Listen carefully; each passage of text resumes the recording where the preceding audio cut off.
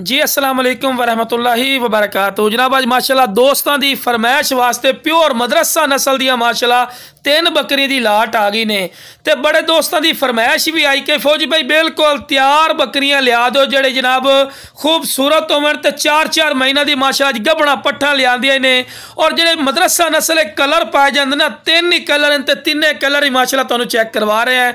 खूबसूरत माशाल्लाह बकरियां ने 36 तो 37 इंच माशाल्लाह इन्हां दी हाइट ने पई खूबसूरत माशाल्लाह चीज़ां ने।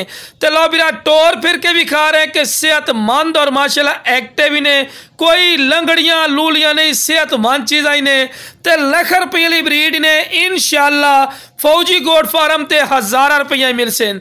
ते जनाब क्वालिटी वाइज भी नंबर 1 ने और डबल हड्डी माशाल्लाह और डबल फ्रेम दे माशाल्लाह बकरियां ने और बिल्कुल तैयार ने। बिरा महीने तो बाद या 15 दिनों तो बाद इंशाअल्लाह इन्होंने बच्चे दे देने। बिरा फायदे का सौदा ही ने।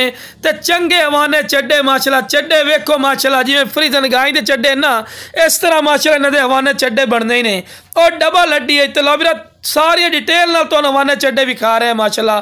ते खूबसूरत फेस ब्यूटी दे विच ही ने और चेक कर सकते हैं। ते कलर वेखो, कलर क्वालिटी विखींदी है माशाल्लाह, कमाल दी कलर क्वालिटी माशाल्लाह इन्हां दी ने। बिरा लख रुपये की ब्रीड ने पई, इस तो बाद नस्ल और क्वालिटी नहीं होंदी ने। बिरा या बकरी अगर मदरसा मंडी का विजिट कर लई सो ना या किसी फार्मर को या याली को पुछ ले सो ए नाल दी बकरी तुहानू एक कम अज कम 80-80 90-90 हज़ार रुपए तू घट कोई नहीं मिलनी। जेड़ा कहने कि फौजी भाई इतना रेट नहीं होता, नहीं बिरा तू मंडी का विजिट कर पता लग सी तेन वाकई कितना का रेट है।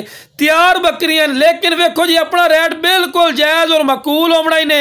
जिस बिरा इंशाल्लाह चाहिए ना राबता करे इंशाल्लाह राबते की कदर हो सी और बिल्कुल मुहब्बत वाला रेट उस लो बिरा चारा भी खवा के भी खा रहे हैं कि सेहतमंद और माशाल्लाह एक्टिव ही ने पईयां। छोटे मोटे हाइट का दे बिल्कुल नहीं समझना, चंगियां बिग बकरियां माशाल्लाह 36 तो 37 इंच चलियां। कोई मेरे को आमना चाहे जनाब मेरी लोकेशन ते आके भी लै सकता है। कार्गो की सहूलत माशाल्लाह पाकिस्तान मौजूद है।